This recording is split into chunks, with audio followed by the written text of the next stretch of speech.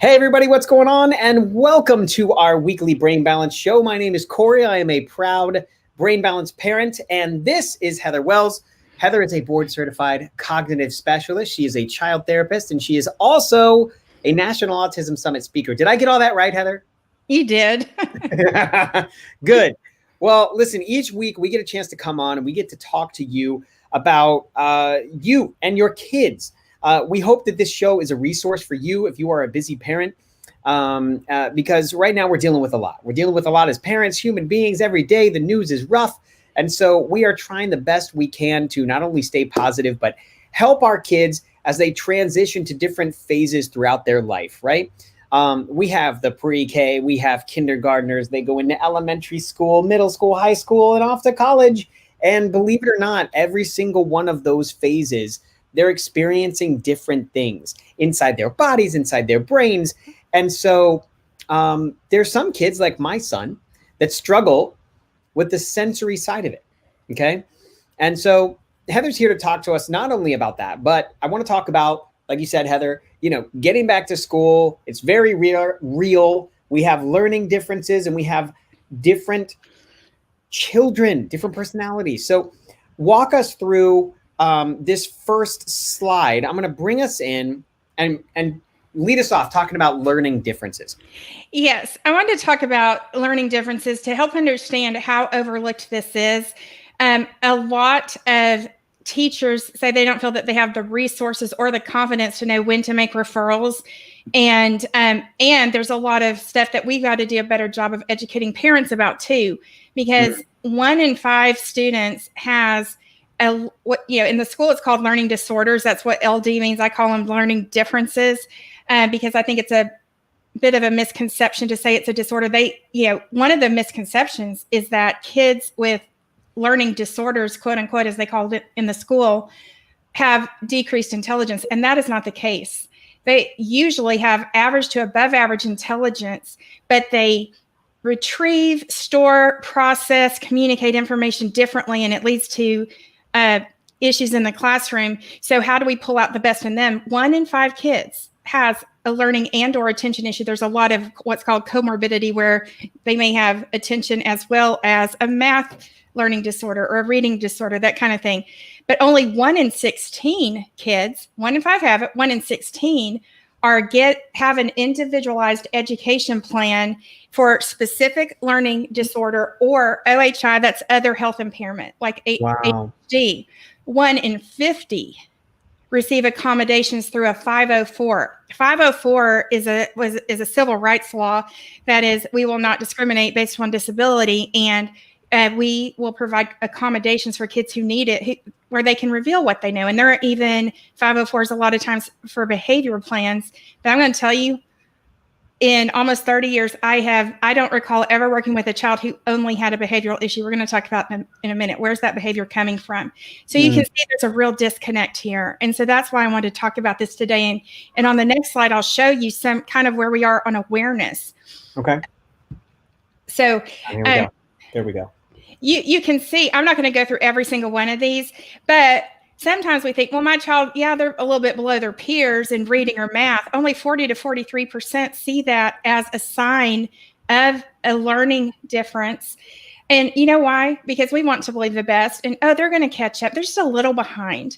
But I have shown you a slide before that shows preschoolers who just seem a little bit apart on that. One's sentence structure is a little more advanced. The vocabulary is more developed. When you look at them when they're adolescents, there's a 5.2 year gap in where they are in reading. That's just an example.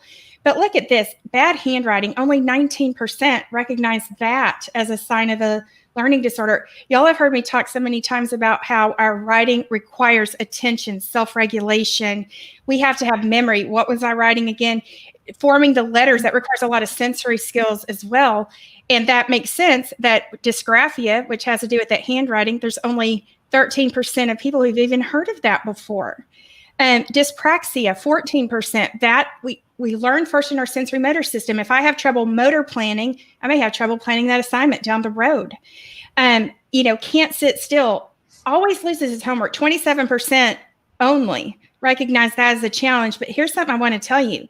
That that is not just, oh, they're careless, they're scatterbrained. There's a bit of that maybe, but it is an executive function skill. It is, I can't get things organized. I can't plan appropriately. I can't keep up with my stuff. That also indicates there's kind of some scrambled eggs in my brain. There's a whole lot of amazing stuff up there, but I may have trouble organizing my thoughts as well. Why don't they want to go to school? That's a huge sign. Hard time making friends. Social emotional skills are foundational for academic skills. And, just as one example, if I have difficulty picking up on nonverbals from my friends, knowing why they don't want to play with me, what I did that made them mad, I am also going to have trouble reading this story and understanding the motivations of the characters and what happened in this relationship. What was the problem? How do you solve it? Notice that just one more thing I'll point out here, dyslexia and ADHD, 80 and 82% awareness. That's good.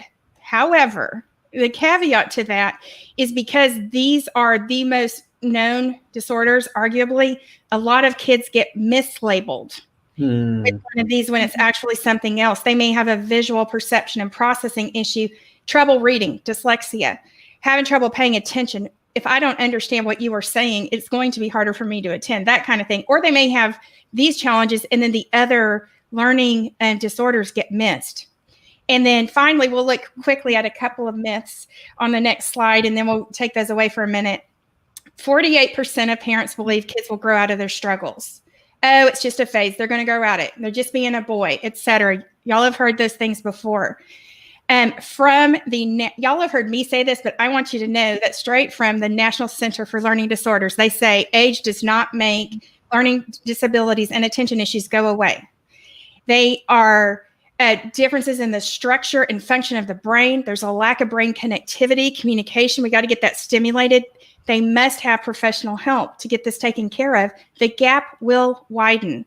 Each year it builds on itself. Common Core standards, you have to understand this and this. And in the next grade, we put these two things together. If I'm barely skating by, barely making it becomes I can't do this anymore. And 78% of parents believe any student will do well in school if all they got to do is try hard enough. Maybe we just need to discipline them more. They're lazy. If only he would apply himself. Straight from the National Center for Learning Disabilities. When it comes to learning and attention issues, trying harder is not the answer. They must have targeted intervention to address their foundational issues and the support from parents and teachers and so forth, and the accommodations they need. Remember that low number of kids who are getting accommodations, the low number who are identified.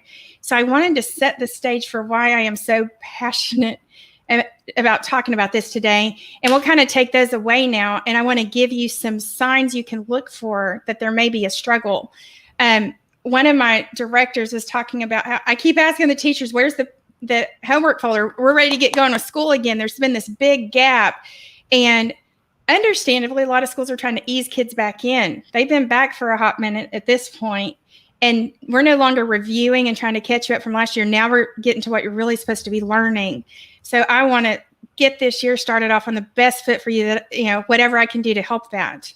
So one of the first signs to think about that your child may be struggling, even if it's not obvious, even if the grades are fine, is evasiveness when it comes to talking about school.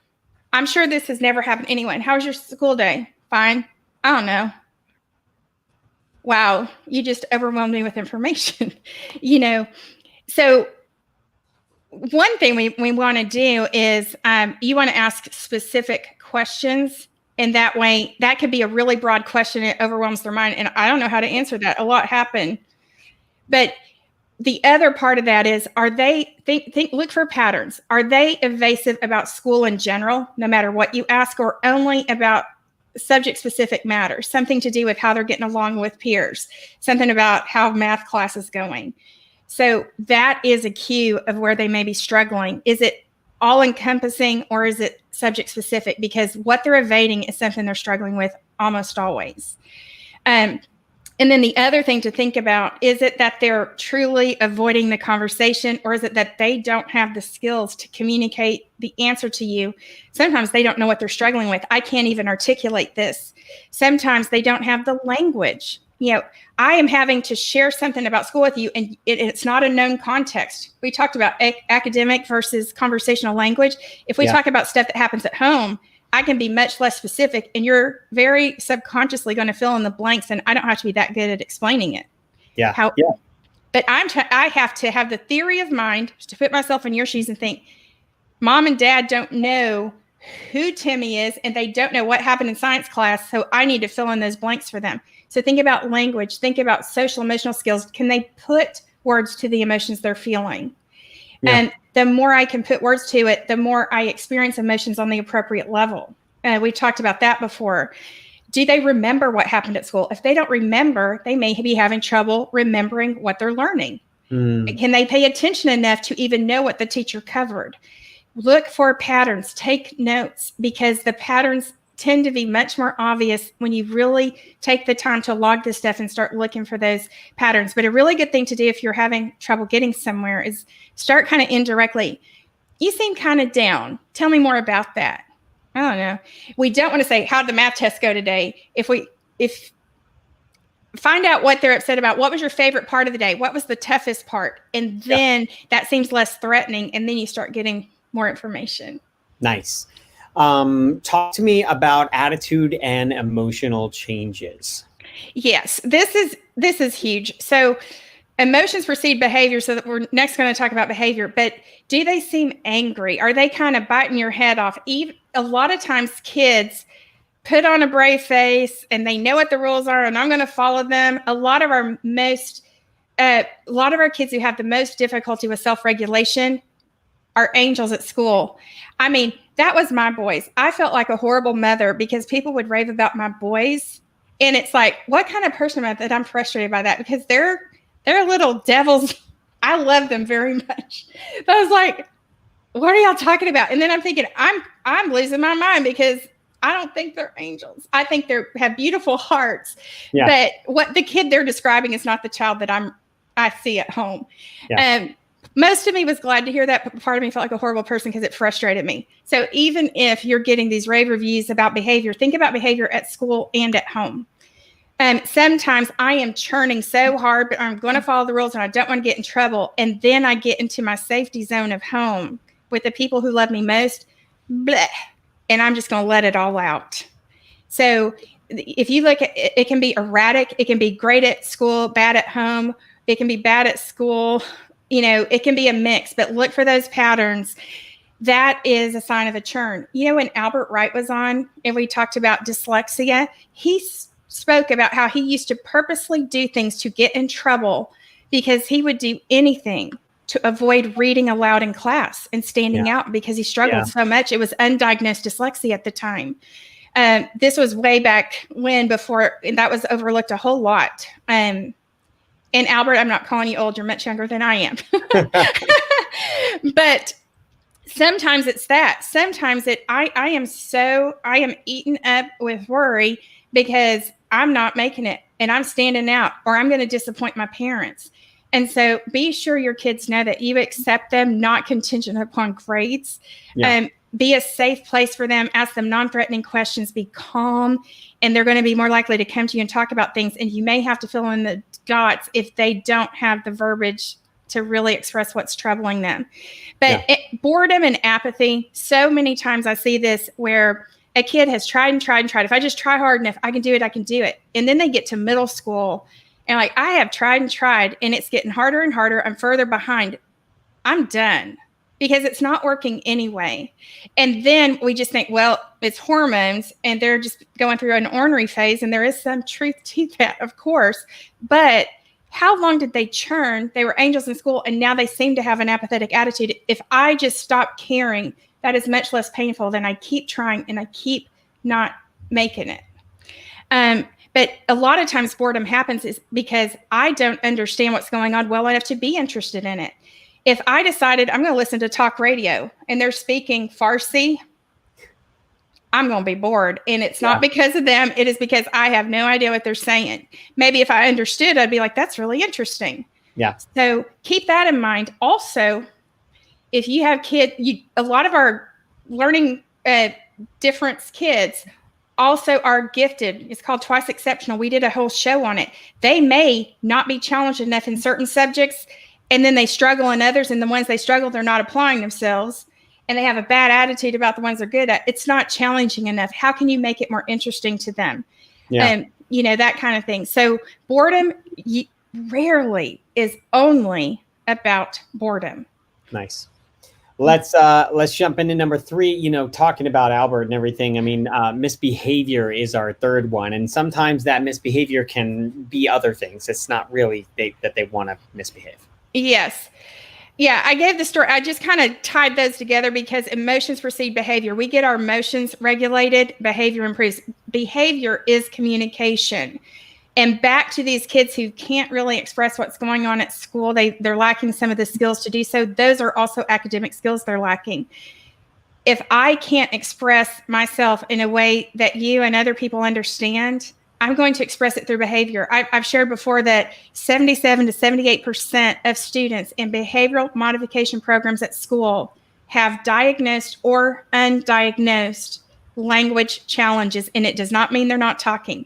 It means they don't have the specificity. They don't have the skills to provide the context for someone who doesn't know the context, and on to express what their struggle is so that they can get the support they need. So I've tied these together, but please know that behavior is communication. Rarely. I have never worked with a child who just wanted to be bad. They just didn't care. Never. Yeah. There is something underlying it. Yeah. Let's talk about number 4, which is difficulty with sleeping or eating. Yes. Okay. Y'all know how important sleep is. National Institute of Health, we know what the guidelines are for sleep. So if for kids who are 5 years old, they need 13 hours of sleep a night. For those who are 6 to 12 years old, 9 to 12 hours of sleep. For over that, 13 and up, at least 8 hours of sleep a night. Now, I want to tell you, I know right now that if you have sleepy kids, it doesn't mean you're not a responsible parent putting them to bed and having that schedule that we talk about all the time. They probably have difficulty sleeping. How frustrating, right? And then they're already having emotional behavioral issues, and then they're a little grumpier the next day.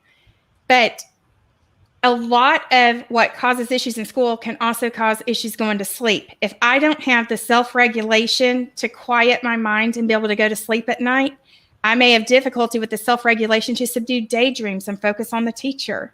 A lot of students with neurodevelopmental differences have lower melatonin. I would recommend talking to a doctor before you add melatonin to the repertoire, but it is a neuroprotective ingredient we need in our brain. It protects our brain. But also keep in mind screen time, blue lights. It is not just the mental ding, ding, ding, ding, of work right till you go to bed. Those screens, which we want to minimize anyway, need to be off an hour before bedtime. And it is also the blue light. It messes with the brain. And think about eating. Think about, do they have food sensitivities? If they do, there might be certain foods that their body doesn't digest properly. And they might have tummy aches, and then they say they have a tummy ache, and it looks like they're trying to get out to go into school. And they may be, because kids with learning disorders and differences often have food sensitivities. Body-brain communication. It is like a vicious cycle. Another thing to keep in mind, do your kids need to eat a healthy snack before starting their homework in the afternoon? Fuel for the brain, I know this seems so antiquated. I don't want it to be. I grew up, in Alabama, it was called supper. It wasn't dinner. It was supper. And we all sat around the dinner table and had supper. I really encourage you to do that, and don't make those the high-stress conversations. Have it be connection. Have a positive association with mealtime, and not, I feel sick to my stomach when we have to eat because I'm going to get grilled about school. Yep. So give those positive associations too. Make sure they're eating breakfast. Make sure you have healthy snacks in the car, something stuck on the back seat where you always have healthy snacks. You always have school supplies. You have a healthy snack cart where it's kind of plug and play throughout the week. It's good to get all that ready on the weekend before the upcoming week. But just if kids are having trouble sleeping, there is a reason why. Is it anxiety? Is it depression? Are they worried that your approval or the teacher's approval, not that you were doing anything wrong. Remember, we're talking about kids' perceptions. If I don't make straight A's, or if I don't get all A's and B's, I'm going to lose approval. We always want to, let's talk about character and how their perseverance and how they did their best and who they are as a human being, to take that stress away and have those, again, non-threatening conversations. Love it. Let's talk about number 5, excessive time on homework. Now, I've seen this before. They just sit there and they stay on the same thing, or they say they need more time. Talk to me about that. What does that mean? Okay. And I want to add one little thing to that: excessive time on homework or rushing through it. Okay. So let me touch on rushing just real quick. Some kids, I'm bored with this because I don't understand it well enough, or it's not challenging enough for me. We need to make it more interesting to them. One quick tip, if kids are rushing through and making careless errors, is to let them know that this is a time we're setting aside for studying. So if you finish your homework, then we're going to do some reading. I'm going to have you write a story for me. And then they may slow down and take their time. They didn't get what they wanted, and I just get to go. We want them to have free and structured time. So I don't mean to a ridiculous level, but if you can tell they're just not applying themselves. However, a lot of careless errors that look careless are not. It can be a sensory issue. I used to make careless errors on papers that were not careless because I couldn't line up my numbers, and I'd confuse plus signs and time signs. It was visual perception. So don't assume it's careless necessarily. But if you know they're rushing, that's a good way to slow them down. But excessive time. What is recommended, National Education Association, as well as National PTA, a lot of studies have been done on this, is a rough guideline is 10 minutes of homework per grade level. So if a student's in 3rd grade, about 30 minutes of homework. If a student's in 8th grade, hour 20. Did I do that math right? Yeah. Thank you. Math is not my strong point. I'll tell you right now. Oh, Math in my head. Now, that is just a guideline. So it is very important to find out the school policy, teacher policies on homework, because some teachers give more, some give less. If a lot of teachers will automatically share that at the beginning of the year, but find out.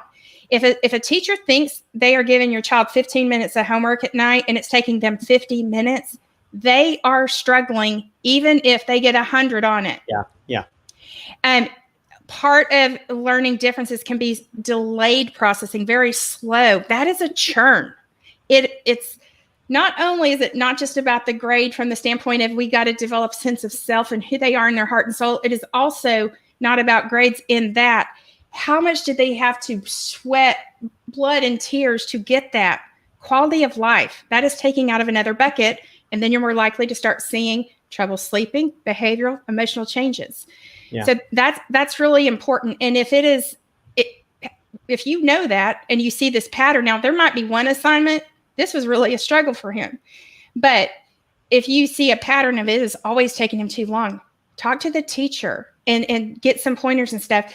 Look for patterns. That is the most important thing. It is not just about they're struggling with homework. Why? And write this stuff down. Are they having trouble writing down the assignments? That can be memory. That can be visual. It can be distractibility. Are they remembering to bring it home? Do they understand the assignment? Once you help them understand the assignment, do they take off with it? That can be auditory processing. It can just be so many different things. Is it that they do well when it's just the daily stuff, but on a project that requires planning in advance, and I need to have this part done by next week and this part done 2 weeks from now, planning and organization and time management? Do they know how to use their planner? It requires critical thinking, time management, organization to use a planner in the first place. One quick tip I'll tell you is I did a 504 meeting for a family. They asked me to attend the meeting with them, a middle school student. The difference maker for this student while we worked to address the foundational issues was I talked to the school about having him go up to the teacher at the end of class, look at what he had written down as homework and initial it, make sure it was correct and initial it. Yeah. That was the turning point. Sometimes it's those little tweaks by looking at these patterns. I love it. That's a great tip. Great tip. Especially, I didn't even think about the signature thing, but that makes a lot of sense. That's a magic bullet for a whole lot of students. Yeah.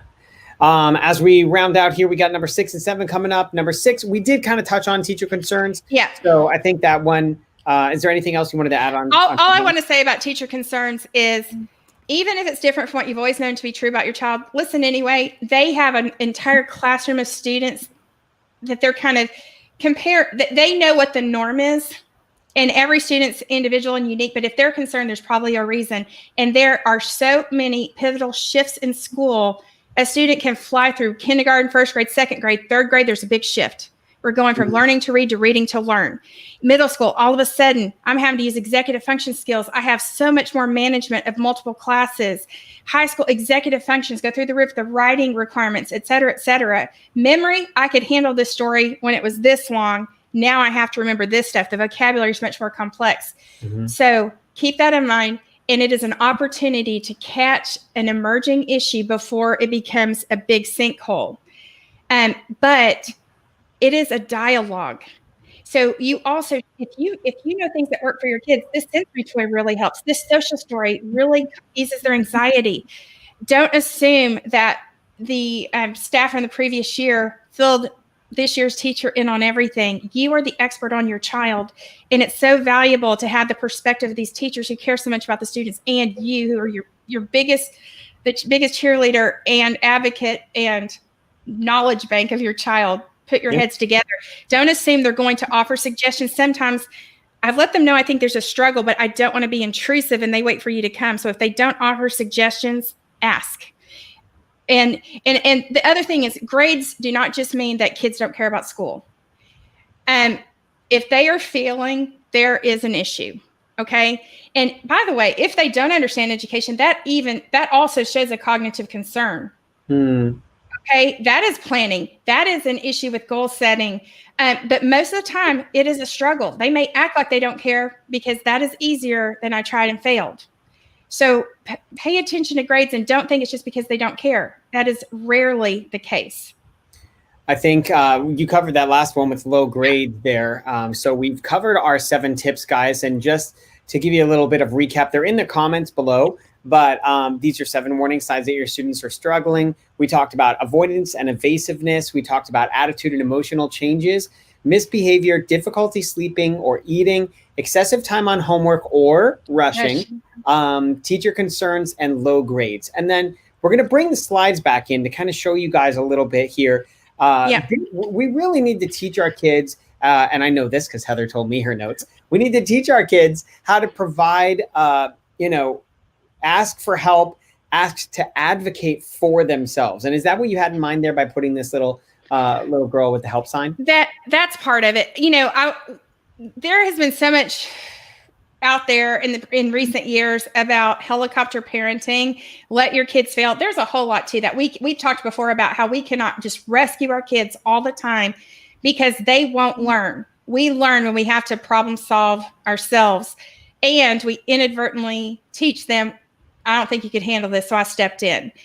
But that does not mean hands off. This little girl, she's struggling and there's nobody there supporting her.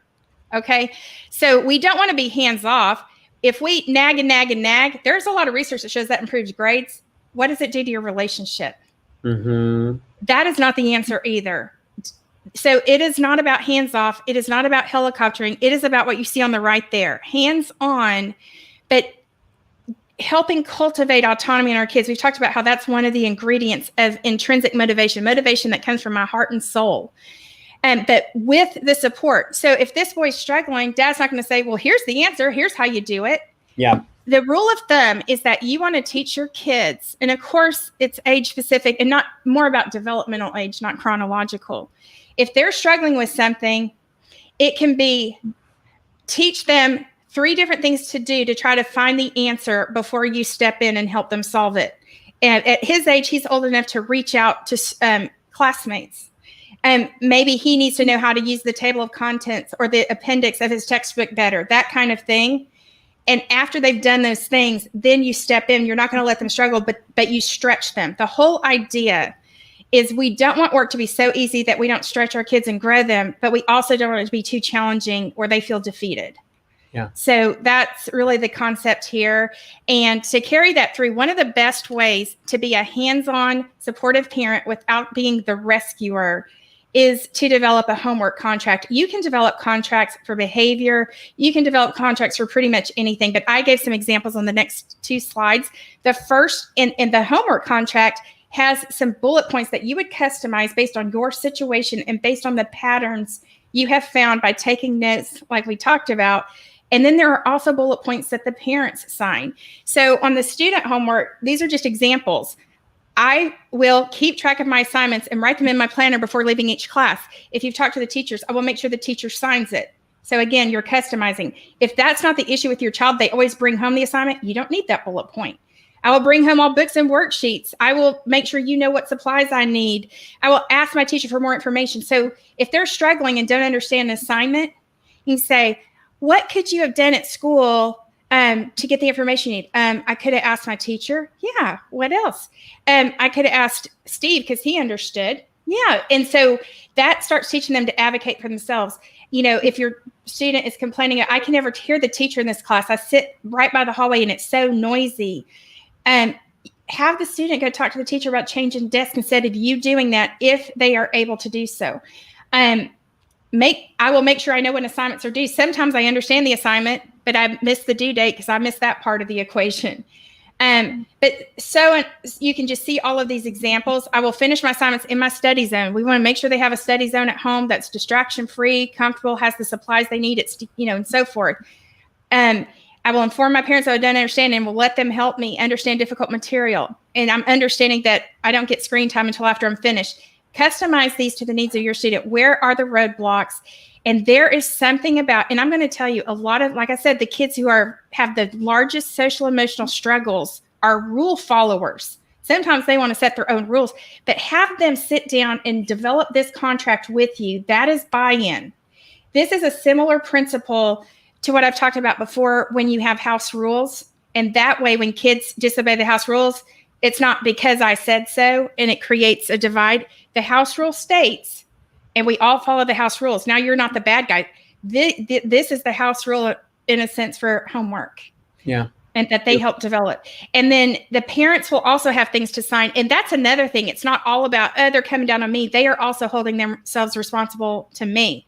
I will provide a quiet place to study that's free from clutter, distractions, and sensory overstimulation. I will follow a routine in which you do your homework after you've had a snack. I heard you when we talked and we're developing this, our schedule. When do you want to do homework? I'm always hungry when I get home. They feel heard. And we will jointly create a calendar, organizational system. Do they need labels, color coding? What do they need? Get this stuff really organized. I will make sure you have the supplies. I will stay up to date on your progress in school and communicate with the teacher if you struggle. Now, a lot of older students don't want mom and dad going talking to the teacher. That's embarrassing. But guess what? Now you're not doing it to be intrusive. You weren't anyway. But they will understand, I am living up to my word. I am showing integrity and that I have your back by doing this. And you let me know in advance you were doing it so I'm not caught off guard. Got it. I will offer suggestions and advice and help you chunk tasks. A lot of kids, that is one of their issues. They don't know how to break a large task down into its components. That causes procrastination. I'm paralyzed because everything's the big deal. I don't know the big pieces and the details that go into it, but I will not complete your homework for you. I'm here to support you, but I believe in you and I know you can do this with the right support. I will be patient and keep emotions in check when you don't understand. I will not overschedule extracurriculars. I want to say that one like 10 times. Extracurriculars are so fantastic. We need to give our kids opportunities to grow their passions, explore who they are and what they love doing, but they must have downtime. They cannot have the schedule of a CEO. So now I'm not being a bad guy when I say no, because you're already in 2 sports and we're not adding a 3rd and a 4th one, as an example. I will monitor screen time so that you can complete assignments with movement breaks and time for play. I'm not being bad when I monitor your screens. I'm ensuring that you get to play. It'll talk with you daily about your school experience. It's not going to be, Mom, I know it's coming and here's why you're doing it. I'm going to listen with love. Now I don't feel threatened when these questions start coming up and I start opening up.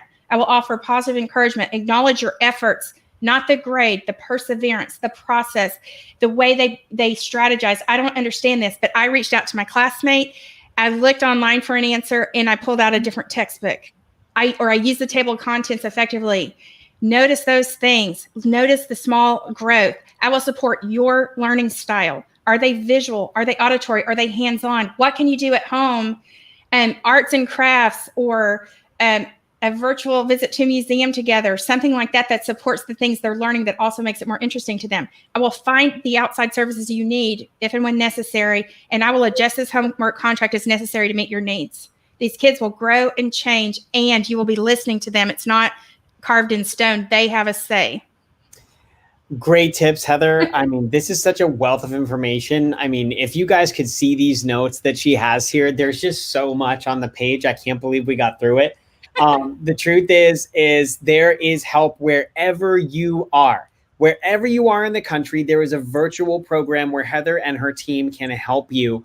And they happen to be located in the Katy, Mansfield, and Southlake area of Texas, but they're helping kids all around the country. And all you have to do is reach out to them. Any of these Facebook pages that you're watching right now, if you're watching on the Hidden Churn YouTube channel or the Hidden Churn Facebook page, just reach out. Heather's email is always accessible. She shares it, so I'll share it with you. It's just hwells@brainbalance.com. And she will be able to help you or connect you to someone on her team that can absolutely help. So awesome stuff, Heather. I mean, I think I'm ready to go back to school with these kids. I mean, we're already back, but there's so many tips and so many things that I didn't even think about that are going to be great, especially like the excessive time on homework. You know, like I thought of that completely different from what you explained. So for me, it's a big win. Good. Now, if anyone has questions, based on what you heard today, there's no way I could go into all the specifics. Please feel free to reach out with questions pertaining to your specific situation, and we're happy to support however we can. Love it. Thanks for watching, everybody. We'll be back next week. Make sure you tune in on Friday for Heather's show with Dr. Brian Aspie, and we will see you soon. Take care, everybody.